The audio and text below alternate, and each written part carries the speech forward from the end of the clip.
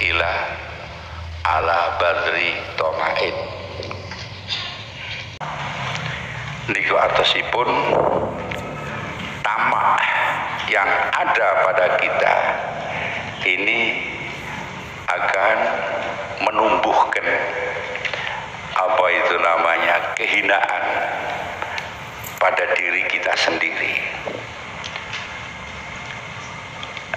Jadi selagi kita masih punya sifat tamak, maka kita akan penuh dengan kehinaan. Tamak niku nopo? Tamak niku gantungake perkara ning nggon tangane makhluk. Brontone ati marang selain marang liyane Gusti niku tamak. Jadi hati itu bergantung pada pemberian orang lain, pertolongan orang lain, kebaikan orang lain. Sedangkan hati niki juga selalu mengingat, mengharapkan selain Allah. Artinya mengharap, selalu mengingat kepada selain Gusti Allah, selain Pangeran. Ini artinya tomak. Bahasanya banyak sekali. Tomak niku niki tomak sing menurut versine ahli tasawuf. Nek tomak menurut versine ahli syariat niku menjauhi hal-hal yang subhat. Kemudian kita tinggalkan tomak itu, kita isi dengan qanaah hati kita. Ini artinya kita meninggalkan hal-hal yang subhat.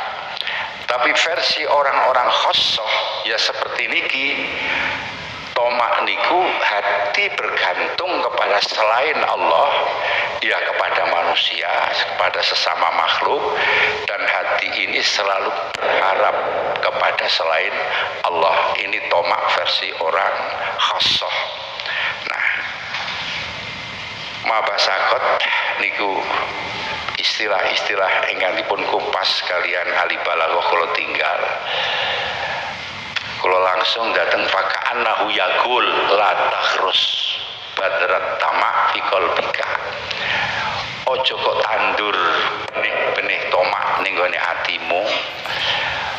Nek kok tandur benih tomak iki bakal ngetokno wit sing dadekno kowe ino.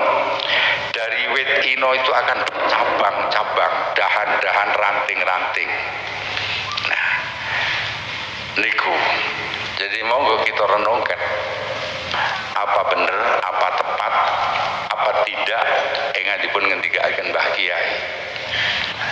Selagi di dalam diri kita masih ada harapan bukan kepada Allah dalam soal nopo mawon, rizki apa soal keselamatan apa soal keberuntungan, dan selagi ini hati masih rindu kepada selain Allah, maka sifat-sifat itu akan menanam kehinaan di dalam diri kita. Alasane krana napa? Krana tomak niku berarti kita bergantung kepada orang, dan kita napa menika ngungsi niku nggih napa menika jenengane mohon perlindungan kepada orang, gocekan karo wong, ngawula marang wong. Ini sebab-sebab kehinaan yang fatal. Nah, mula tomak niku merupakan bagian daripada cacat di dalam kita nyembah dhateng Gusti Allah. Selagi tomak itu masih ada di dalam hati kita, maka potensi kita akan menjadi orang yang hina itu sangat besar sekali. Kemungkinan kita akan menjadi orang yang hina niku besar sekali. Kok bisa ngaten? Ya karena manusia yang menjadi tumpuan kita itu adalah manusia yang sama dengan kita, yang mereka juga punya kebutuhan, mereka juga punya kekurangan. lajeng kita bergantung kepada mereka. Ini berarti kita bergantung pada sesuatu yang salah. Kita kok tidak bergantung kepada Tuhan. Nah, ini awal mulanya itu kita ada rasa syak, wonten rasa ragu terhadap apa yang ditakdirkan oleh Allah, yang sudah dibagikan oleh Allah pada kita. Nek dicetakno wong tomak dateng menungso iku kaya-kaya wong iku ora trima karo apa sing wis diatur karo Gusti Allah. Dia enggak terima, atau setidaknya dia ragu dengan apa yang dibagikan oleh Allah. Nah, sehingga dia berharap pada orang lain bukan kepada Allah. Nah niku mah nek pun ngeten iki mangkin kita pasti akan terus menerus tumibane awake dhewe niku selalu akan ino. Sampean ngarep rezeki ning ngene wong, ngarep keselamatan, mengharapkan keselamatan dari orang lain bukan kepada Allah. Niku sampean akan bergantung kepada orang itu. Nah, kalau kita sama-sama manusia, kita sama-sama punya Tuhan, kita sama-sama diberi oleh Allah, kenapa mesti kita harus bergantung kepada orang lain? Kok ora lajeng kita sendiri percaya kepada apa yang sudah ditentukan oleh Allah? Kita akan merdeka. Biarkan mereka kaya mereka sendiri. Biarkan kita seperti ini, kita pun juga punya kekayaan. Kekayaan kita adalah kekayaan hati kita, qanaah kita, malun layang fut. Qanaah itu harta yang tidak akan bisa habis. Lebih-lebih kalau kita sudah mengatakan bahwa kita punya Tuhan, kita punya Tuhan. Nah, perkara pangeran aweh semene aweh semono iku wis ketentuane Gusti Allah. Maka kita ndak usah ragu. Nah, niki kata orang tasawuf seperti itu. Nih, munculnya dari rasa syak niki. Kalau kita transaksi kerjasama dengan orang lain, kita mesti harus percaya pada diri kita sendiri bahwa yang diberikan oleh Allah itu adalah hak kita dari Allah. Tidak kok lantas kita ngerimi-ngerimi, kita merendahkan diri di hadapan orang lain biar ada tambahan, biar kita diberi dan lain sebagainya. Sampai kadang-kadang kon rono, kon rene, bahkan kon ngelanggar ora sembayang dilakukan karena ada tomak kepada orang lain. Itu sumber daripada kehinaan.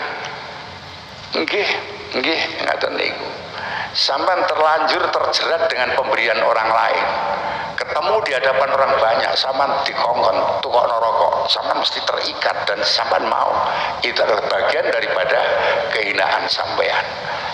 Mulane mari hilangkan ketergantungan kita kepada manusia, keinginan harapan kita kepada selain Allah itu kita hilangkan.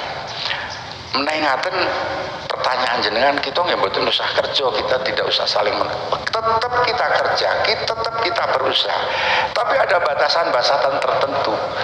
Ini adalah hak saya kerja, saya mestinya dapat upah sekian. Ini adalah tenaga kerja saya yang saya jual untuk sampean. Lantaran saya mendapat rezeki dari Allah. Kemudian lantas selebihnya itu sama diberi dengan catatan harus begini, itu bukan urusan saya. Saya tidak menggantungkan kepada kamu, saya menggantungkan saya diberi rezeki oleh Allah lewat kesehatan tenaga saya lakukan ini dan saya tidak mengharap lebih yang itu dari kamu, sehingga makin sampai merdeka. Nah, ngaten niku. Subhanallah. Jadi ini munculnya dari rasa syak. Tadi dari rasa ragu di dalam hal yang sudah ditentukan oleh Allah. Maka sebagian ulama ada yang mengatakan, andai kata tomak itu ditanya, sopo bapakmu? Mula dia akan mengatakan, asal usul saya muncul rasa tomak itu karena saya ragu dengan pemberian Allah. Lah terus gaweamu apa? Tomak ya. Gaweane tomak iki rono rene iki akan menghinakan dirinya sendiri. Lah terus tujuanmu apa? Tujuan saya nanti akan kita terhalang dari apa yang akan diberikan oleh Allah, dari apa yang sudah saya cita-citakan. Tidak ada orang itu mendapatkan satu keberhasilan dari Allah itu karena bergantung kepada manusia. kalau toh misalnya ngeten, saya pernah ditanya pertanyaan itu, awalnya jawabnya itu agak sulit. Jadi enten dawuh tu'izzu man tasya wa tudhillu man tasya biyadikal khair innaka ala kulli syai'in qadir. Jika ada orang yang mendapatkan kemuliaan, itu yang mengangkat adalah Allah. Tu'izzu man tasya. Jika ada orang itu mingslep, anslep, itu juga Allah. Wa tudhillu man tasya wa tarzuqu man tasya, juga itu Allah semua. Sekarang misalnya ada orang diangkat derajatnya oleh Allah, tapi melalui cara-cara yang tidak baik, melalui cara-cara yang curang, pakai uang, pakai politik, menghasut dan lain sebagainya. Napa niku sing ngangkat Gusti Allah. Pripun zaman ditakon ini? Pilihan lurah atau pilihan bupati. Sing siji dituake nyebar duit, sing misale sing ahli mabuk ya dikai duit, sing penting kowe milih aku gen mabuk. Sing ahli masang togel nyotak modali, sing penting kowe sesuk milih aku. Iku sing dadi apa ya kuwi sing ngangkat Gusti Allah? Coba sampean jawab. Setan apa Gusti Allah sing ngangkat? Nah, niku pertanyaan. Terus sebab apa? Sebab kita ini menilai mulia dan hina itu dinilai dari pandangan manusia, bukan dinilai dari pandangan Allah. Bisa juga tu'izzu man tasya, orang yang diangkat itu justru orang yang tidak jadi. Bisa juga seperti itu menurut pandangan Allah. Nah, kemudian orang itu jadi, setelah jadi lebih parah lagi kelakuannya, ambil sana, comot sini. Nopo bentuk itu tu'izzu man tasya, tentu bagi Allah tidak seperti itu. Nah niki lajeng Sayyidina Ali itu pernah masuk ketika beliau menjadi khalifah di Masjid Basrah. Di sana banyak orang, banyak halakoh di masjidnya, dan tiang sami cerita, nasihat. Kuwabeh diusir karo Sayyidina Ali, mergo ora iso jawab karo jawabane pitakone Sayyidina Ali. Jawabe Milakuddin mungkin keliru, sing rusak agama iku apa? Jawabe werna-werna, wong kafir sampe nunggalane. Diusir kabeh karo Sayyidina Ali. Ketemu karo Hasan Basri, pada waktu itu juga mengajar di halakoh di masjid. Hasan Basri ditanya oleh Sayyidina Ali, waktu itu ya tentu Hasan Basri masih kecil, Sayyidina Ali sudah khalifah. Ditakoni karo Sayyidina Ali, cagake agama iki apa? Dijawab kalih Imam Hasan Basri, sifat wirai. Sifat wirai njogo sangka barang-barang sing haram, njogo barang-barang sing subhat niku wirai. Terus sing rusakno agama iku apa? Ingkang rusake agama nggih tomak Sayyidina Ali. Ini Sayyidina Hasan ini yang diperbolehkan oleh Sayyidina Ali untuk terus berlanjut ngaji di Masjid Jami'ul Basrah, karena jawabannya tepat. Menurut Sayyidina Ali memang begitu, sing merusak agama kita itu ya tomak. Ya tomaknya kita ini, kenapa kita menjadi rusak, kenapa kita menjadi mundur orang Islam? Karena tomak. Tokohnya tomak, sing penting duit. Yang penting diberi fasilitas. Ini yang akhirnya merusak agama. Yo ketok ini kelancaran, tapi ini justru akan merusak datang agama. Orang itu akhirnya akan terkendali, akan terjerat dengan aturan, tidak mau dia meluruskan mana yang benar, mana yang salah, diluruskan tidak mau karena sudah terjerat oleh tomak itu tadi, oleh pemberian. Aku nih orang ini, wah aku sih seorang disumbang, aku sih seorang situ di wai mobil, buyarlah. Inilah yang membuat agama itu menjadi rusak. Maka mesti kita harus mandiri, hilangkan rasa tomak di dalam hati kita, dan kita hanya bergantung kepada Allah. Jika kita bekerja, jika apa ya, hak kita adalah hak yang memang kita miliki. Tidak usah kita mencari lebih, tapi dengan menjual kehormatan kita, itu namanya tomak. Nah, beda karo tomak sing darani apa iku tarkut toma atau sifat wira ini wong khus wong sing umum. Nek kula sampeyan sing penting aja nyerempet-nyerempet subhat iku jenenge wis wirai, wis ninggal toma niku nek jari wong umum. Tapi jari wong khusus mboten ngaten. Berlaku apa saja yang tidak kepada Allah, harapan yang tidak kepada Allah itu nanti akan menimbulkan tomak dan yang akibatnya nanti akan menghinakan dirinya sendiri. Kata sampean niku gelem marani wong sing adohe semono dalam keadaan malam yang gelap hujan itu karena zaman tomak. Zaman direwangi kudanan montore lampune gak pati cetha sisan marani wong adoh rono karena ada satu keinginan nggih mboten.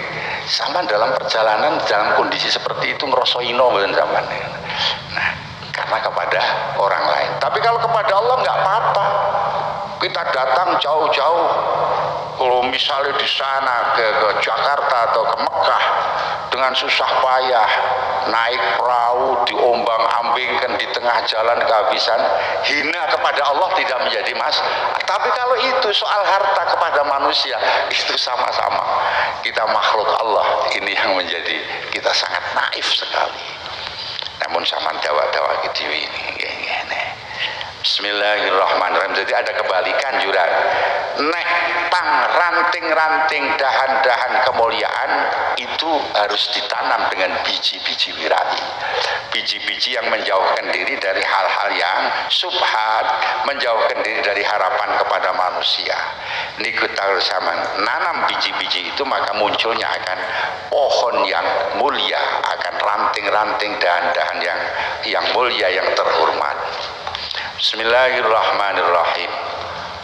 Ma qadaka syai'un misrul wahmi.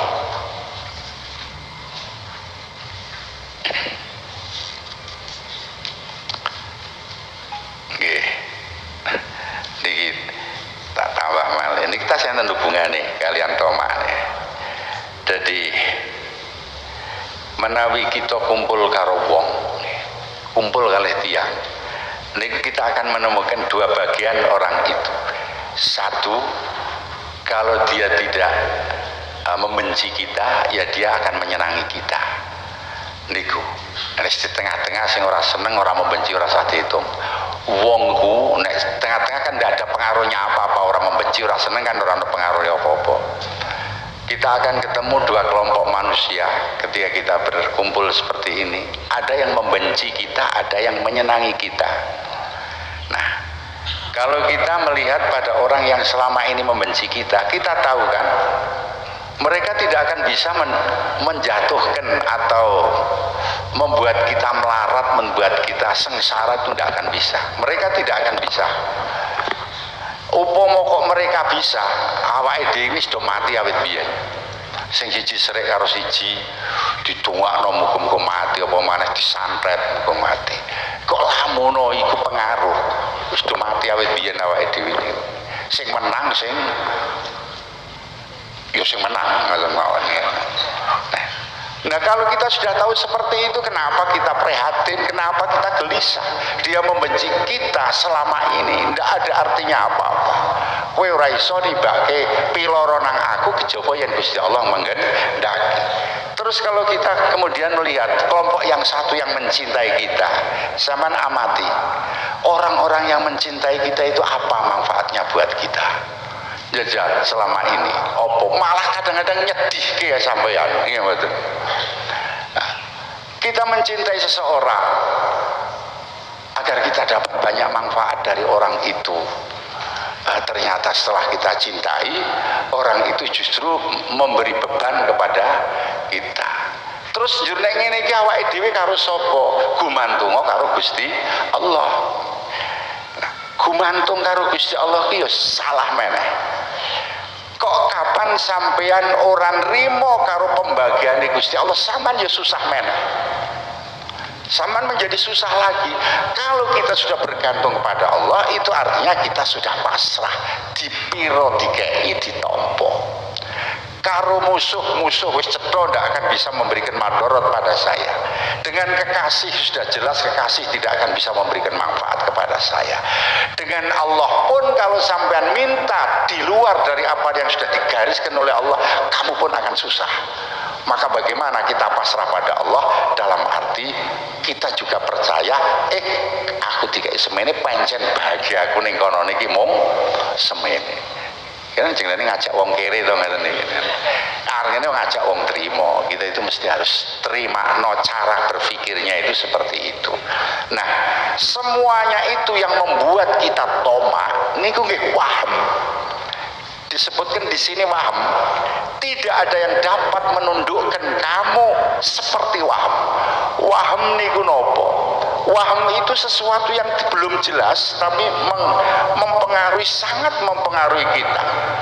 Barang ini kurung cetha tapi ijek semu-semu, ijek remyang-remyang, masih dalam apa itu namanya ya belum jelas lah.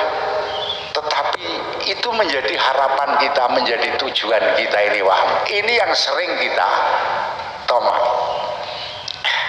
Saman tak takoni, sampean kerja, wah kerja sing betul-betul menguras tenaga dan pikiran. Kira-kira sampean sesuk ndak iso sugih kira, sakit sugih mboten sampean. Sing menarik sampean susah payah seperti itu niku waham, sesuatu yang belum cetha. Niku sing ndadekake sampean toma. Sampean kepingin berharap kepada orang wis kok ladeni kapok. Apakah sudah jelas orang itu akan memberikan manfaat pada sampean? Belum. Ini namanya waham. Jadi kita ini selalu terseret oleh waham kita sendiri, sesuatu yang tidak jelas yang ada pada diri kita sendiri. Sing ora cetha-cetha niku. Mulane kita terus terombang-ambing terus. Waham wis duwe bojo, duwe waham, wah senenge kaya apa nek bojone ayu kaya ngono ya sugih sisan. Kari-kari dadi bojone malah nglarakno ati. Malah kowe niku waham mergone. Mula apa anane lah bojone Allah ya ditampa.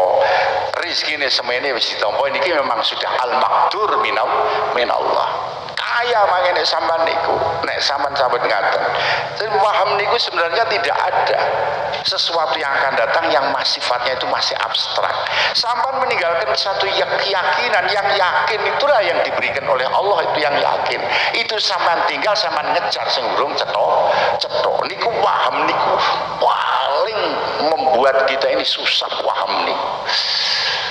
Kadang-kadang kita itu menjadi penakut karena waham. Kita menjadi penakut karena waham. Kita menjadi pemberani karena waham. Nopo contohnya? Zaman dulu kita perang. Kita tidak mau diajak Kanjeng Nabi perang karena merasa punya anak banyak, masih istrinya masih muda. Nanti kalau saya mati wah eman-eman begitu. Itu waham. Dia belum wis muni engko nek mati.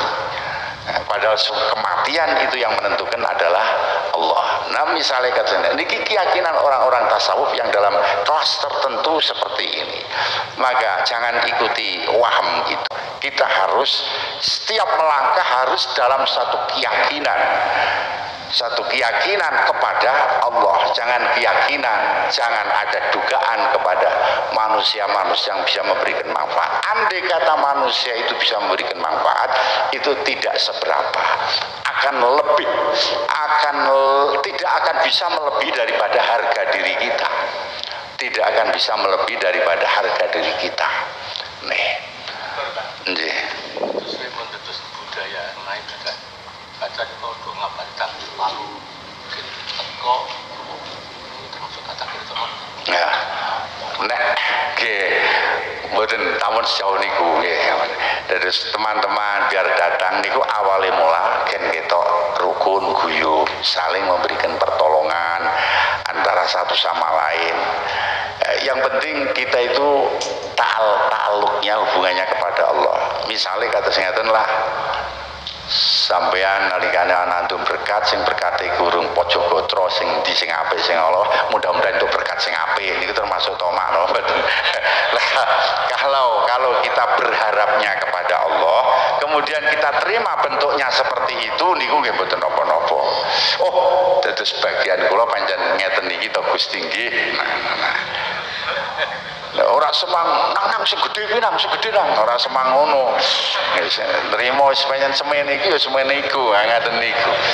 Niku bentuk dari anu napa menika waham nek ngaten. Lah nek waham niku satu gambaran yang belum jelas.